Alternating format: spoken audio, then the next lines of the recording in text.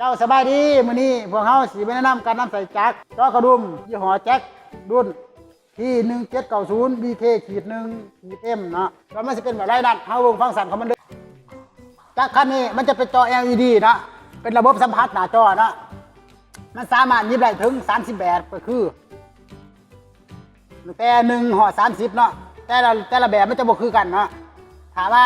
เฮาสิหยิบตัวใดตัวหนึ่งเฮากดตัวอย่างคือตัวหนึ่งเนาะแล้วมันจะเมื่อบอกว่าตัวนอนแล้วก็สีเข็มมันจะบอกว่าเนาะถามว่าเฮาสิเพิ่มขึ้น 2.7 นี่เฮาเพิ่มขึ้นเป็นเท่าไหร่เท่าน้อยเนาะถ้าเพิ่มขึ้นแล้วเฮาต้องการทำนี้เฮาจะมาเซฟอยู่นี่เนาะเซฟอยู่นี่มันจะบอกว่าให้ใส่เครื่องไม้หนึ่งเครื่องไม้ไรเครื่องไม้หนึ่งก็ได้ให้เฮาจือเนาะก็คือตัวอย่างคือ K3 K2 เนาะแล้วเฮามาเซฟอยู่นี่แล้วมันจะขึ้นมาว่า K2 จะดูแบบหูจอกระดุมนะถามว่าเป็นรุ่น U3 มันจะเป็นแท็กกิ้งเนาะส่วนปุ่ม60มันก็คือปุ่มที่ว่าเอากดเข้ามามันเป็นระบบตั้งลายเพลงหลายย่านเนาะส่วนปุ่มนี้ก็คือช่อง USB เนาะสามารถสากโทรศัพท์ไหลเนาะตัวนี้เนาะทำมาลองยิบบ้างนะ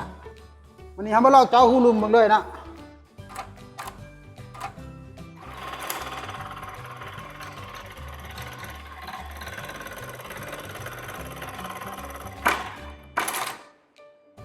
เดี๋ยวมาหน้าตาแบบนี้เนาะดูว่าง่ายถามว่าเขายิบแท็กกิ้งเขาสามารถยิบแท็กกิ้งไหลเนาะก็คือเขามาหาอยู่เลยเนาะก็คือยิบแท็กกิ้งก็คือเบอร์17เนาะเขาโคตรอยู่บาทหนึ่งจะมีจำนวนเขามาเซฟอยู่ในบาทหนึ่งเนาะเซฟอยู่บาทหนึ่งแล้วให้มันบอกเขาใส่เครื่องหมายเนาะเขาใส่เครื่องหมาย A2 ก็ได้เนาะเดี๋ยวเซฟไม่ได้ขึ้นว่า A2 เนาะนะครับมาลองยิบเบิ่งเนาะ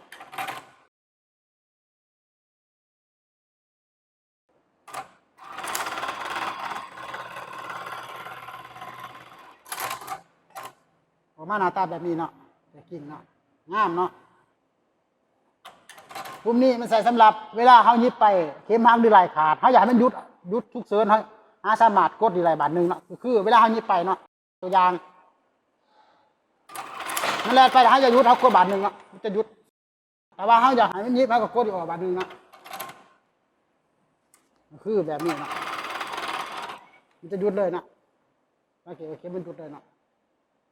จากรุ่นนี้มันสามารถใช้งานได้สะดวกสบายนะ